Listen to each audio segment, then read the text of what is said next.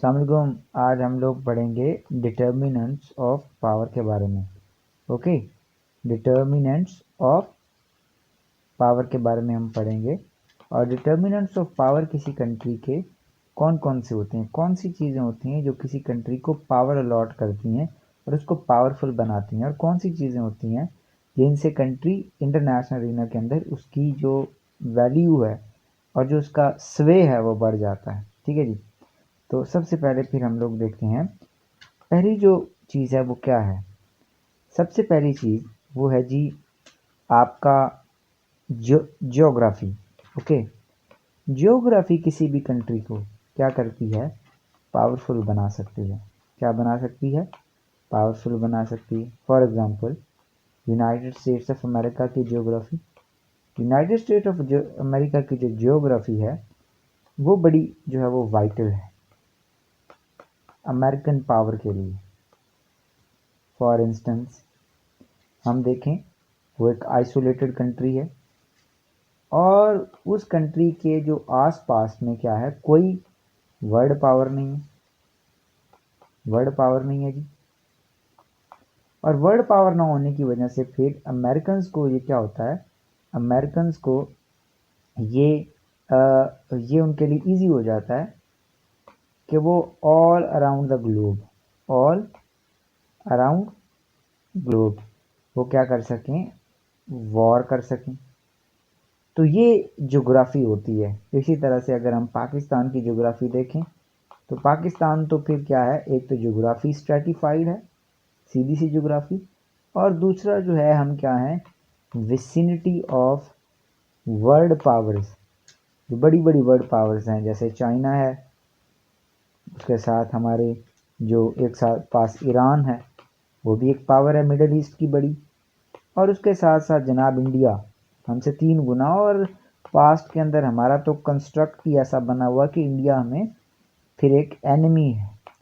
हमारा जो पास्ट का एक्सपीरियंस है वो बड़ा ब्लीक और सेचुरनाइन सा है, डार्क है। तो इस वजह से क्या है जनाब, ज्योग्राफी जो है वो किसी कंट्री को पावर अलॉट करती है। वो उसको नेचुरल है, ये जो नेचुरल चीज़ है ये एक नेचुरल चीज़ है जो आपको गिफ्ट किया जाता है। दूसरा आपका एलिमेंट क्या है जी, दूसरा आपकी जियोलॉजी होती है, ये भी नेचुरल है। जियोलॉजी से मुराद, for example United States of America, United States of America की जो जियोलॉजी है वो इस तरह की है कि वहाँ की लैंड बड़ी फर्टाइल है। लैंड क्या है जी, फर्टाइल है। तो वो क्या है, उसको सेल्फ सफिशिएंट बनाती है। ये जो लैंड फर्टाइल है कि यूनाइटेड स्टेट्स ऑफ अमेरिका क्या कर सके, फूड खुद प्रिपेयर कर सके। लेकिन अगर हम मिडल ईस्ट में चले जाएं तो आपको दिखाई देगा कि मिडल ईस्ट के अंदर क्या है, ऑयल की अबंडेंस है। ज्योग्राफी इस टाइप की है कि उसकी रॉक्स के अंदर ऑयल है। और ऑयल से क्या हो सकता है, ऑयल से आप इंडस्ट्रियलाइजेशन के लिए फ्यूल भी दे सकते हो अपनी इंडस्ट्री को। ठीक है जी। और उसके साथ साथ आप वॉर के अंदर क्या है, सप्लाई कर सकते हो, मशीन चला सकते हो। तो इससे इसकी इम्पोर्टेंस बढ़ जाती है कंट्री की, जो कि हमने देखा फिर जो वर्ल्ड वॉर के दौरान कि जिसको ऑयल की सप्लाई थी वो जीत गया, ऑयल की अनइंटरप्टेड सप्लाई से जीत गया। और जापान और अमेरिकन जो थे उनकी तो वॉर के अंदर जो रिजल्ट था वो तो डिटरमाइन इसी वजह से हुआ था कि ऑयल की सप्लाई जो थी वो रोक ली थी, तो जापान ने हमला किया।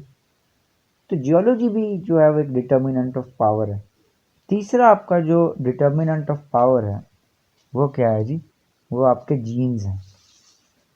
किसी भी पॉपुलेशन, किसी भी कंट्री का जो पॉपुलेशन होता है उसके 15% के करीब जो डिसीजन होते हैं वो क्या होती है, उसकी जीन, जीनियोलॉजी जो होती है वो क्या करती है, वो डिटरमाइन करती है। तो आपके जो जीन्स हैं वो आपके जो पॉपुलेशन है उसका बिहेवियर डिटरमाइन करते हैं। तो ये भी एक पावर का क्या है, ये भी कंट्री को पावर देते हैं। अगर तो वो जीन्स जो हैं वो गुड डिसीजंस करवाते हैं तो फिर कंट्री पावरफुल हो जाएगा, प्रोडक्टिव हो जाएगा। और अगर नहीं है तो फिर जो है वो प्रोडक्टिव नहीं होता उस तरह से। उसके बाद जो एक और चीज़ है वो है जी ह्यूमन। नेचर के रिलेटेड भी डिटर्मिनेंट ऑफ पावर हैं। फॉर एग्जांपल, अगर किसी कंट्री की जो पॉपुलेशन है वो लॉन्ग टर्म सोचती है, लॉन्ग टर्म सोचती है और उसके साथ साथ वो प्रोडक्टिव है, उसके साथ साथ वो कोऑपरेट करती है और उसके साथ साथ वो क्या करती है, फिलंथ्रोपिस्ट है और पीस लविंग है। ठीक है, पीस लविंग है। और लीडरशिप जो है वो आपकी, लीडरशिप जो है वो आपकी क्या है, लॉन्ग टर्म सोचती है और लीडरशिप बड़ी जो है स्ट्रॉन्ग है।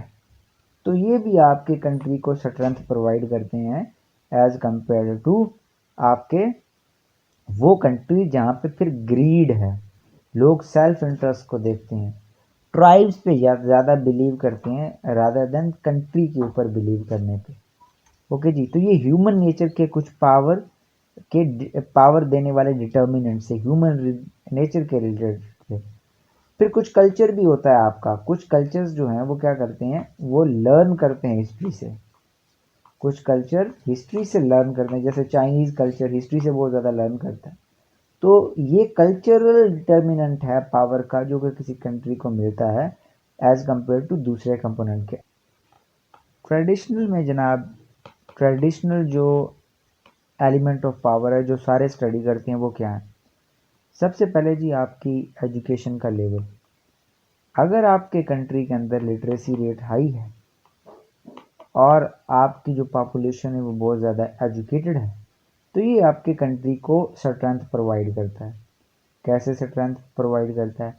First of all, education adapt करने की जो है वो क्या कर देती है, पावर देती है कि आप किसी भी इन्वायरमेंट में अडेप्ट करें। फिर एजुकेशन आपका इनोवेशन लेके आती है। तो एजुकेशन और इनोवेशन जो हैं, जो कि रिसर्च और डेवलपमेंट से बनेंगे, रिसर्च और डेवलपमेंट से बनेंगे, ये दो चीज़ें जो हैं वो क्या हैं, ये आपके डिटर्मिनेंट ऑफ पावर हैं। जिस कंट्री का एजुकेशन ज़्यादा होगा, जिस कंट्री का इनोवेशन और रिसर्च ज़्यादा होगा और इससे अर्निंग ज़्यादा होगी, तो वो क्या है, वो पावरफुल होता है। फिर जब रिसर्च और इनोवेशन ज़्यादा होता है तो आपकी जो इकोनॉमी है वो बहुत बड़ी होती है और आपका जो परसेंटेज ऑफ वर्ल्ड इकोनॉमी है, वर्ल्ड इकोनॉमी में जो परसेंटेज है वो भी बड़ा हाई होता है।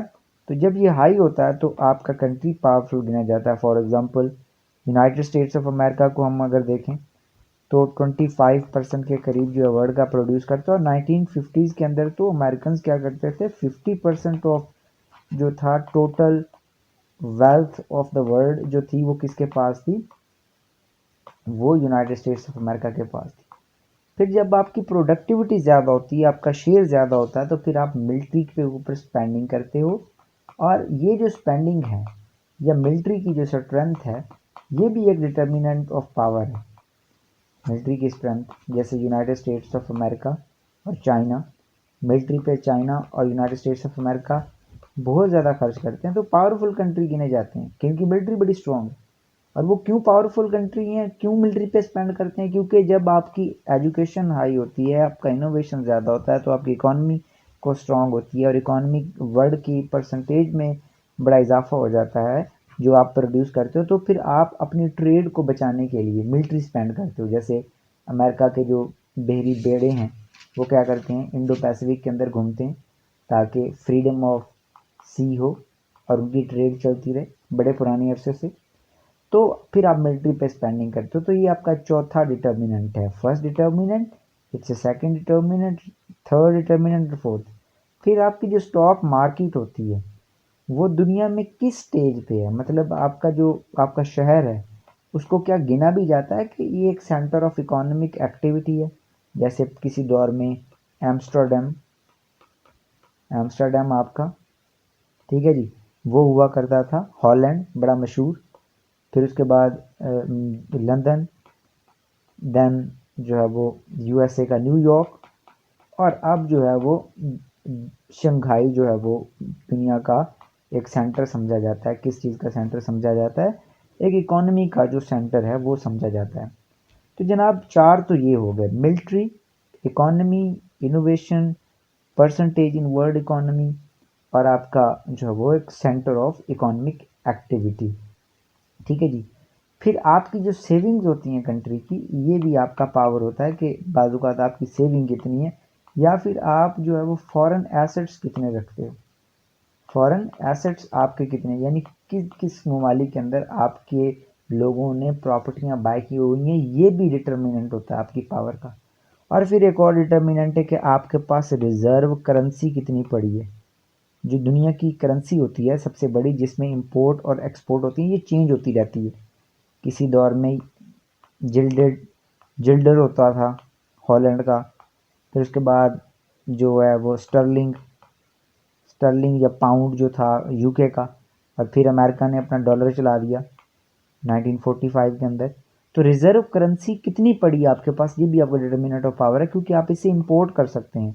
तो इस वक्त चाइना के पास जो अमेरिका का डॉलर है, उसका सबसे बड़ा फॉरेक्स पड़ा हुआ है, तो वो चाइना जो है वो बहुत ज़्यादा मजबूत है। पाकिस्तान के पास जो है वो डेफिसिट हो जाता है करंट अकाउंट, तो इसका मतलब है पाकिस्तान के पास रिजर्व करेंसी बहुत कम है। तो ये भी जो है रिजर्व करेंसी, और आपकी करेंसी की वैल्यू कितनी है। तो पाकिस्तान की करेंसी की तो इतनी वैल्यू नहीं है, क्योंकि किसी दौर में जो है वो 10-12 रुपए का डॉलर होता था, 1960s की बात है, आज 178 रुपीज़ का डॉलर है। तो ये सारे डिटर्मिनेंट ऑफ पावर मेन हैं जो हम काउंट करते हैं जब हम किसी कंट्री की पावर को देखते हैं। सबसे पहले उसके एजुकेशन, फिर उसके बाद इनोवेशन। अगर एजुकेशन अच्छी होती है तो इनोवेशन अच्छा होता है, जितना इनोवेशन अच्छा होगा उतना बड़ा कंट्री है। फिर उसका इकोनॉमी में शेयर, वर्ल्ड की इकोनॉमी में। फिर हम देखते हैं कि उसकी मिलिट्री कितनी बड़ी है। जैसे हम देखते हैं कि जब आपका शेयर बढ़ जाता है तो आप